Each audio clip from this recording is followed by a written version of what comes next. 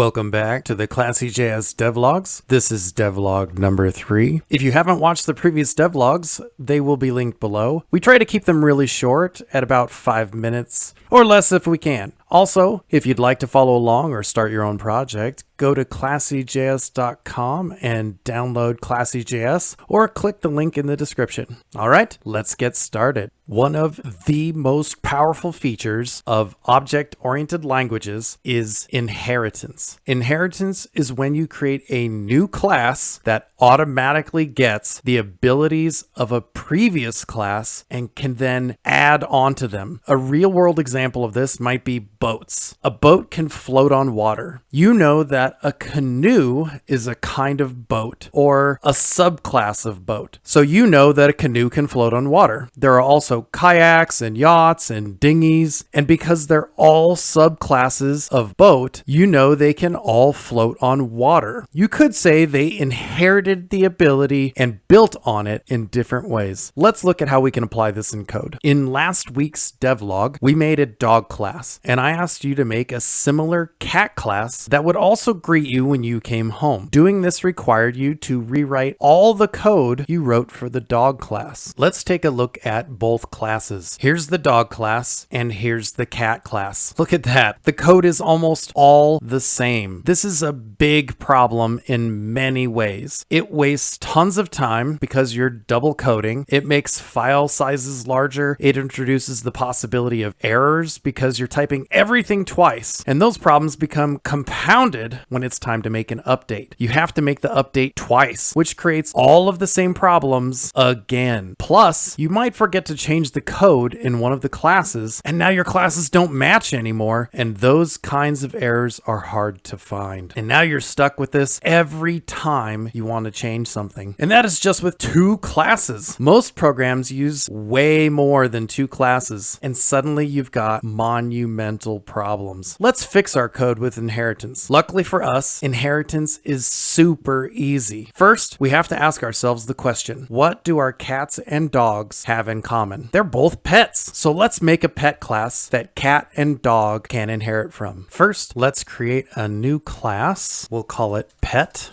And then we'll put in the class skeleton and set the class's name to pet. Now let's look at cat and dog and see what they have in common. They both have the property name and they both have the method greet. Let's add these members to pet.